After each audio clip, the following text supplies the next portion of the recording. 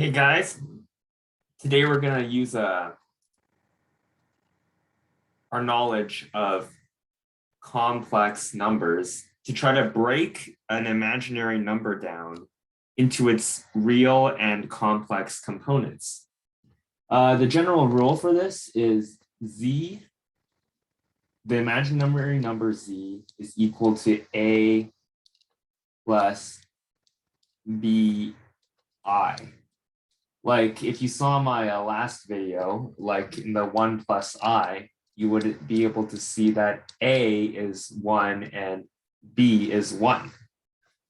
So let's get started here. The first example is the square root of I. Now, how do we break this into its real and imaginary components?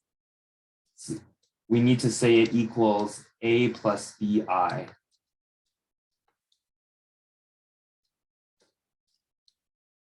Now, the first thing I'm going to do is square both sides.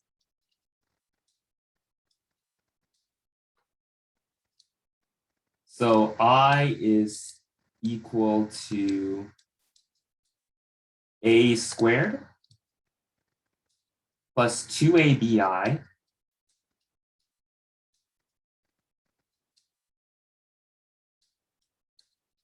plus b squared I squared.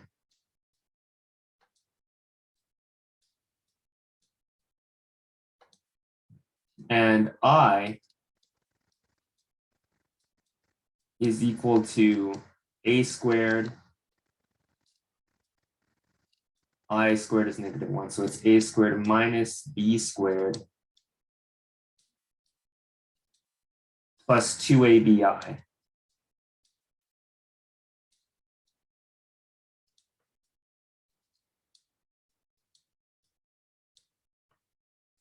So here, like a squared minus b squared is 0, because on the left-hand side, there's no real components.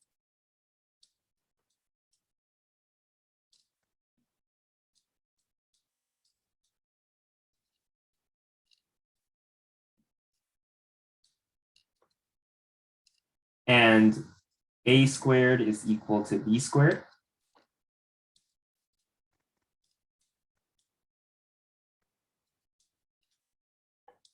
And a is equal to plus or minus b.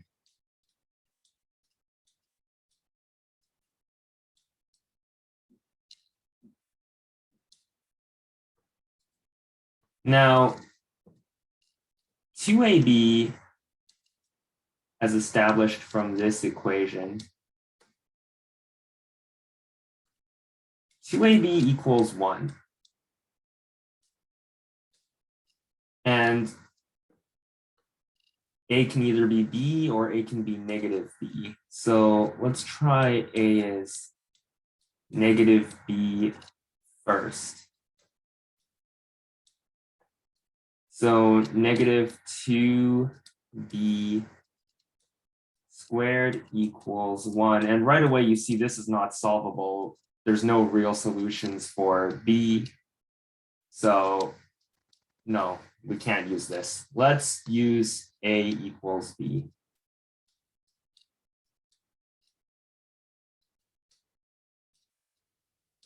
So 2ab equals 1. 2a squared equals 1. And a will now equal b, which is just plus or minus 1 root 2.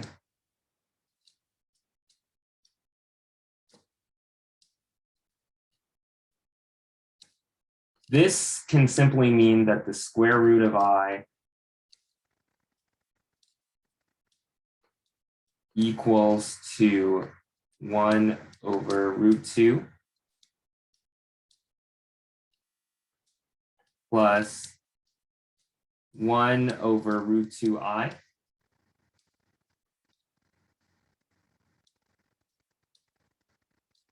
And it can also equal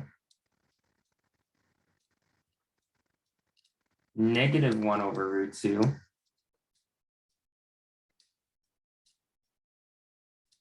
minus 1 over root 2I.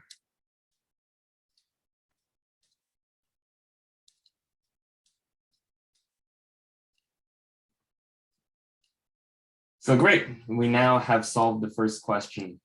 Let's try another one. Let's try I to the power of I and see if we can break down its real and imaginary components. Okay, so let's see. I to the power of I is equal to A plus BI.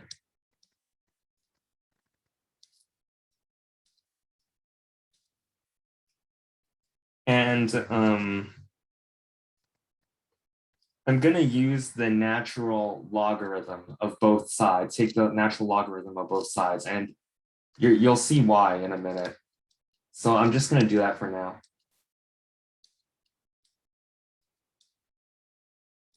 I times the natural logarithm of I is equal to the natural logarithm of A plus BI.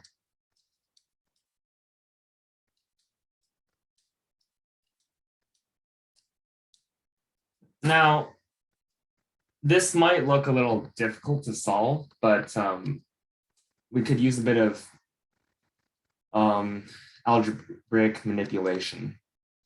Let's just consider the number natural logarithm of I first. Like I'm just going to say this. This is just something on the side. Y is equal to the natural logarithm of I.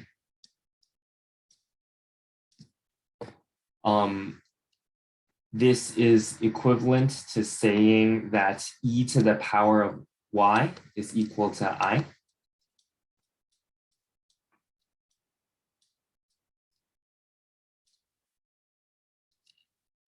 And the y is actually equal to I pi over 2. Wait, I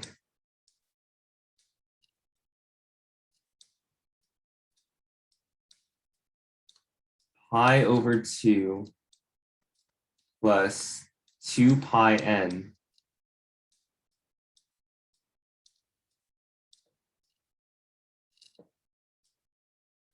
where n is any integer.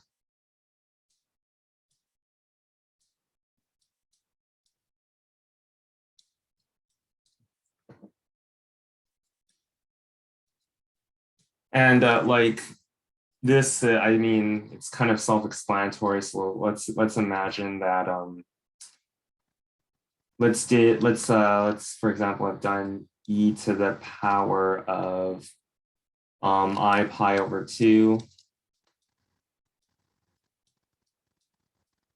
This would have equaled, as Euler's theorem shows, it's equal to the cos pi over 2 plus I sine pi over 2. It's just equal to 1. That's nothing. And this is just equal to I. So this is the correct answer. So this is what ln I is. Ln I is equal to I times pi over 2 plus 2 pi n, where n is any integer. Okay, and then I'm going to do this to not confuse you guys. I pi over 2 plus 2 pi n.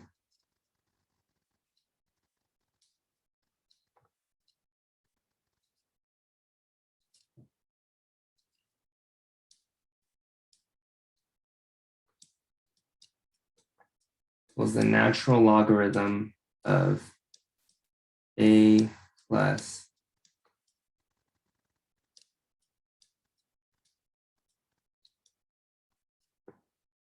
I'm going to just erase this part. You've already seen how this works.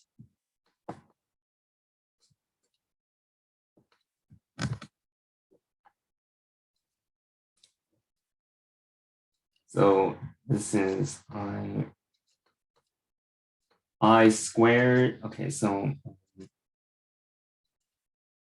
yeah, so I squared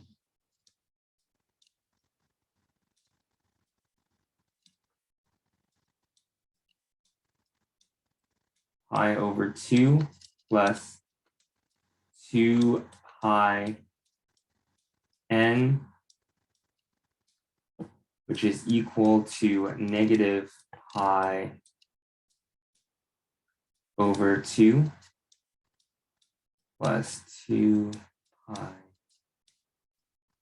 n is equal to the natural logarithm of a less bi.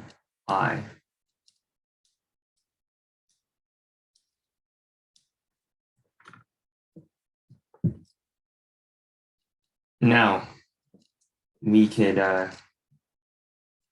do this again. So here, let's focus on here. One of this is equivalent to saying e to the power of this.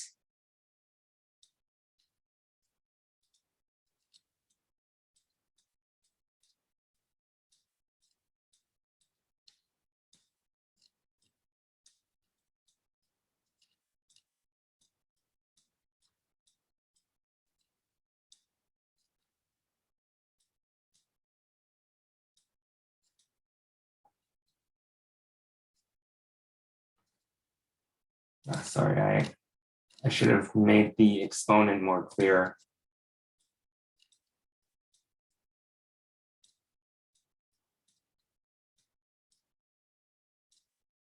Two pi n is equal to a plus bi.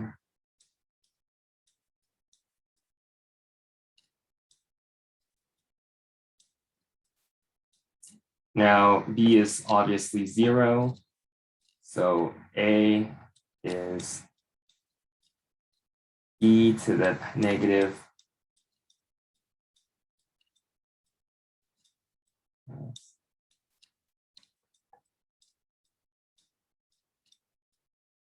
where n is any integer.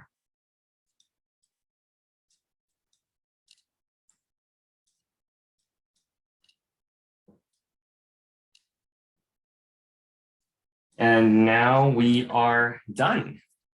If you have any other questions, please feel free to send me an email at brentwayne11@gmail.com, and I'll keep posting more videos and teaching you guys math.